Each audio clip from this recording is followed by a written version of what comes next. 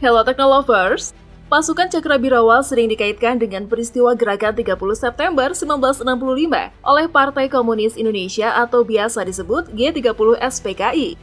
58 tahun telah berlalu, masyarakat Indonesia masih teringat bayang-bayang peristiwa pertumpahan darah tersebut.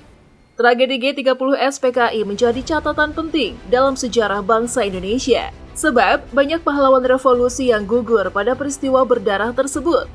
Selain para komunis yang termasuk dalam PKI, nama pasukan Cakrabirawa disebut-sebut ikut serta dalam pembunuhan para jenderal dan perwira tinggi di malam tanggal 30 September 1965. Beberapa anggota pasukan ini diketahui menculik 7 jenderal TNI AD pada hari itu. Lantas, siapa sebenarnya pasukan Cakrabirawa dan bagaimana perannya dalam peristiwa pemberontakan G30 SPKI? Simak ulasannya berikut ini.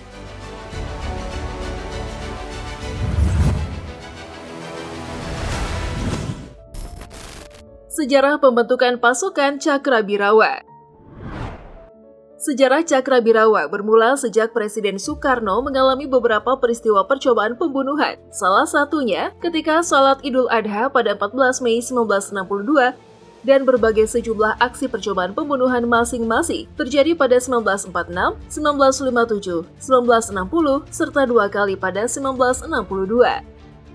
Mengenai hal tersebut, Letnan Kolonel CPM Sabur kemudian melapor ke Istana Merdeka bahwa DKP atau Detasemen Kawal Pribadi berencana untuk membentuk suatu pasukan khusus pengawal Istana Presiden yang akan dirancang lebih sempurna. Kala itu, sebenarnya sudah ada satuan yang bertugas mengawal Presiden, yakni Detasemen Kawal Pribadi atau DKP, dan Detasemen Pengawal Khusus DPC. Namun, keberadaan dua satuan ini dirasa belum cukup menjamin keamanan dan keselamatan Presiden Soekarno beserta keluarganya. Atas usul Menteri Koordinator Pertahanan dan Keamanan sekaligus Kepala Staf Angkatan Bersenjata atau Kasab kala itu, yakni Jenderal Abdul Haris Nasution, serta respon baik dari Presiden Soekarno, maka dibentuklah Resimen Cakrabirawa. Dan akhirnya Resimen Cakrabirawa diperkuat 3.000 orang prajurit matang dan paham strategi gerilya. Pembentukan Resimen Cakrabirawa diresmikan dengan Surat Keputusan Presiden Republik Indonesia Nomor 211/PLT/1962 tanggal 6 Juni 1962. Pasukan pengamanan Presiden terdiri dari semua unsur Angkatan Bersenjata Republik Indonesia, yakni AD, AL, AU, dan Kepolisian. Terbentuknya Cakrabirawa. Cakrabirawa adalah sebuah satuan yang memiliki tanggung jawab tunggal dalam pelaksanaan tugas pengamanan terhadap diri pribadi, kepala negara beserta keluarganya. Kala itu, Soekarno mengeluarkan keputusan pada 1962 tentang pembentukan Resimen Khusus Penjaga Keselamatan Presiden dan keluarganya, yakni Resimen Cakrabirawa. Meski begitu, Cakrabirawa baru benar-benar diresmikan oleh Soekarno pada 6 Juli 1963 di Wina, Australia. Lewat upacara sederhana, Soekarno menyerahkan tongkat komando dan baret merah tua khas Cakrabirawa kepada Brigadir Jenderal Muhammad Sabur yang diangkat sebagai Komandan Cakrabirawa. Semboyan dari pasukan berbaret merah tua ini adalah Dirgayu Satyawira, yang berarti prajurit setia berumur panjang. Nah, pasukan Cakrabirawa inilah yang menjadi cikal bakal pasukan pengamanan Presiden atau Paspampres yang dikenal saat ini. Keterlibatan pasukan Cakrabirawa dalam peristiwa G30 SPKI. Ada sebagian anggota atau pemimpin pasukan Cakrabirawa yang ditengarai terlibat dengan peristiwa G30 SPKI yang menyeret pengaruh PKI. Menjelang malam 30 September 1965, Letkol Untung selaku Komandan G30S dibantu Letudul Arif mengumpulkan sejumlah prajurit dari Resimen Cakrabirawa, yakni sekitar 60 orang. Artinya, dari total 3.000 orang anggota pasukan Cakrabirawa, hanya 2% saja yang terlibat G30S. Bahkan sebagian dari mereka tidak paham misi sebenarnya yang akan dijalankan. Dul Arif dalam ingatan Mayor Bungkus yang kemudian menyampaikannya kepada Ben Anderson dalam sebuah wawancara yang dimuat dalam Jurnal Indonesia Oktober 2004.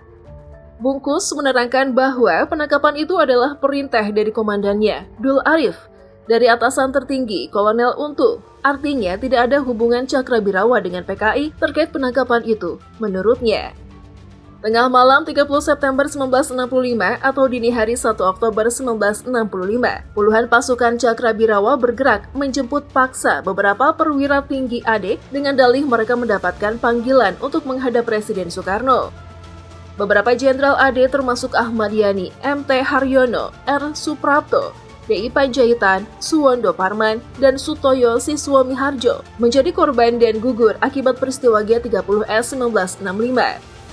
Jenazah para jenderal serta Piertandean Ajudan Jenderal Ahana Sution yang menjadi korban penculikan dalam peristiwa G30S di ibu kota ditemukan di Lubang Buaya, Jakarta Timur pada 3 Oktober 1965. Para pahlawan revolusi ini kemudian dikebumikan di Taman Makam Pahlawan Kalibata, Jakarta Selatan pada 5 Oktober 1965 bertepatan dengan peringatan Hari Lahir TNI. Sebenarnya, awal mula dari gerakan G30S PKI bermaksud untuk menculik dan membawa para jenderal dan perwira tinggi ke Lubang Buaya. Namun ternyata ada beberapa prajurit Cakrabirawa yang memutuskan membunuh Dewan Jenderal dan perwira tinggi. Terlepas dari keterlibatan Cakrabirawa dalam pemberontakan G30S PKI, Letkol Untung Syamsuri merupakan sosok aktor yang berperan besar dalam peristiwa berdarah ini.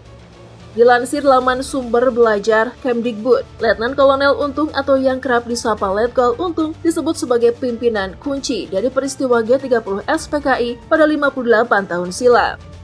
Letkol Untung sendiri adalah seorang komandan Batalion 1 Resimen Cakrabirawa yang mendapat jabatannya itu atas rekomendasi Panglima Kostrad Mayor Jenderal Soeharto pada 1964. Penangkapan Letnan Kolonel Untung.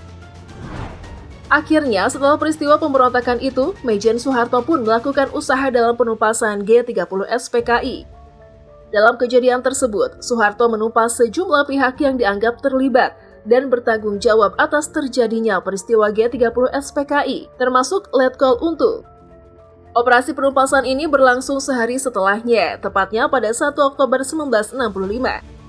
Pada 11 Oktober 1965, akhirnya pemimpin pasukan G30S PKI 1965 sekaligus pemimpin Dewan Revolusi Indonesia, Letkol Untung Syamsuri berhasil ditangkap di Tegal.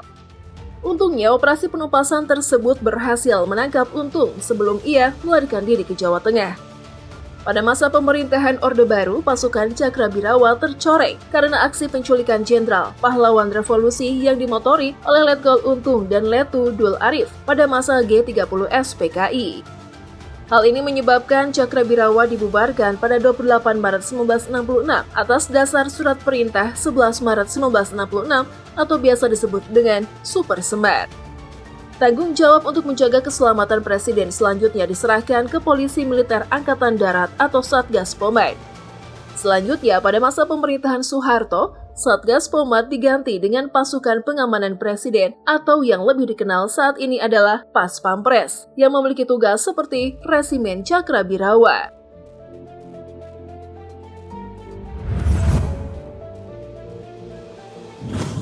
Nah, itulah ulasan mengenai pasukan Cakrabirawa, pasukan pengawal presiden yang turut ikut dalam pemberontakan peristiwa G30S PKI. Menurut Teknolovers, gimana nih? Tulis pendapat kalian di kolom komentar ya. Yuk dukung terus channel ini dengan memencet tombol like, komen, dan share juga video ini.